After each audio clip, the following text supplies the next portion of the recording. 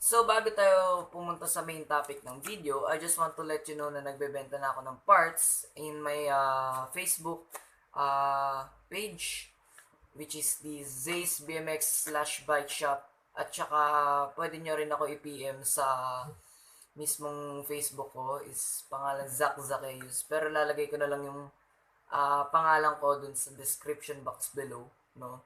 Pero hindi ko na ilalagay yung link kasi baka may punta pa sa iba, no?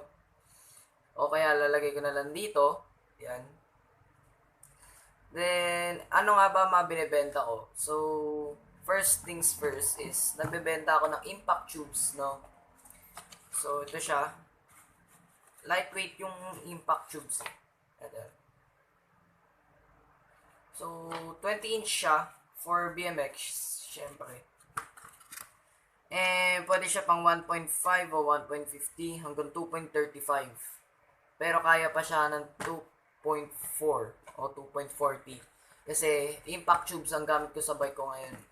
Naka 2.4 na tire. The next thing we have is the 6802 seal bearing for, syempre, alam niyo na, driver, no? Pwede siya pang MTB, guys, kung 6802 yung bearing ng hub nyo, nung driver. Kasi last na bumili sa akin is, ginamit niya sa MTB. Nakalimutan ko yung pangalan ng hub niya. I think Ragusa ata yun. XR90 ba? Hindi ko alam. Nakakalimutan ko yung tawag. Hindi pa naman ako masyado maano sa MTB. And marami pa akong parts na binibenta. So, tanong lang kayo sa akin kung anong parts ang kailangan nyo. At pag meron ako, isisend ko right away sa inyo. So, let's get on to the main topic of the video. So, as you all say naman kanina, no, nagbibenta ako ng parts. And nga pala, sabi mo, siguro nakapansin sa inyo na parang nawala tong kilay ko dito. Well, kaya siya nawala dahil aksidente ako, pumutok-tok, tapos nakalim yung dito part ng kilay ko. Ang nangyari kasi may dubak, tapos napuwing ako, then malalim yung dubak, nag-stuck yung front wheel ko habang maandar ako. Then tumawag ako, nauna yung dito ko, tapos marami akong galos ito, tsaka dito. So, bike check 2020, parang kailan lang is gumawa ako ng bike check, no? Bike check 2019. So, okay. So, let's start on the frame. So, ngayon is, gamit kong frame is Eastern ASOS Speed 20.5 top tube and 13 CS or 13.5, I don't know. Pero parang 13 lang eh. O 13.5. So, may nagtanong kasi sa akin, kung rino ko ba o bagong frame, no? Shoutout nga pala kay Zacc o Zacc, no? Siya kasi yung nagtanong kung rino ko ba o pinroom o palit ng frame.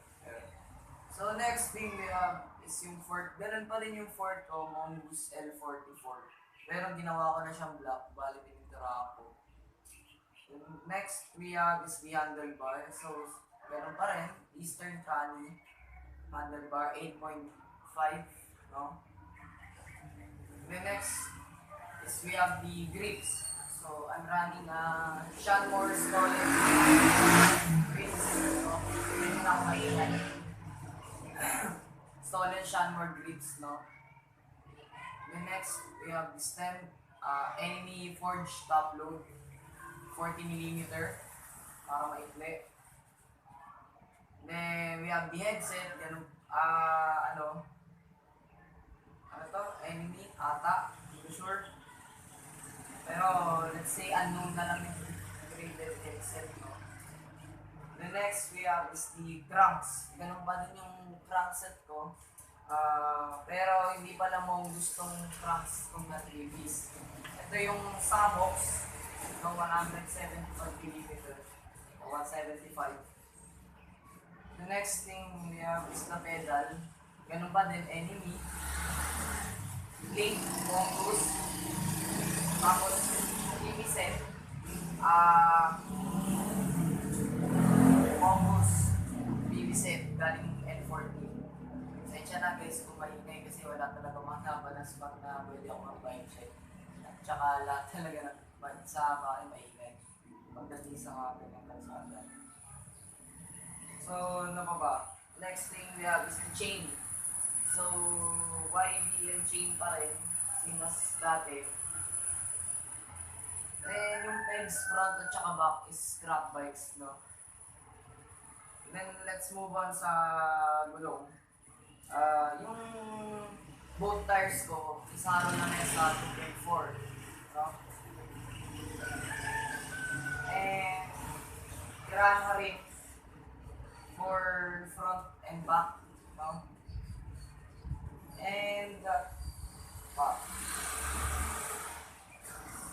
ito, spokes, front and rear, scrap bikes.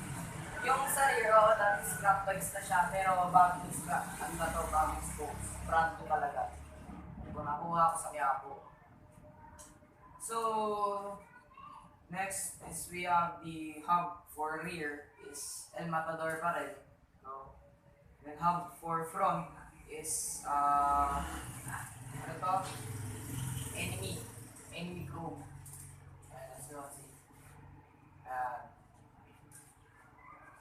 Then, both tubes is impact, front and rear, impact tubes. The next, we have the seat. Yung seat ko is enemy pivotal slim seat, pero ni-recover.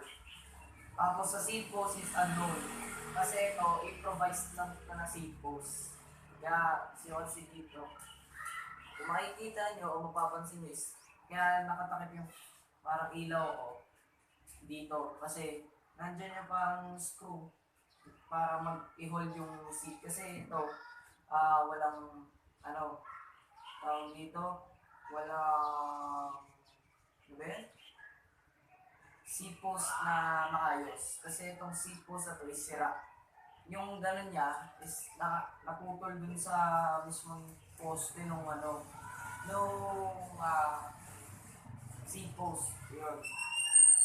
So, yun lang, no? Bike check 2020.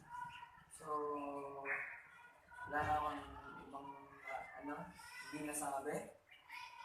So, yun lang. Shoutout again nga pala kay Zacc. Salamat sa pagtanong kung rino ko ba o pinrong o pinalitan ko itong frame. No?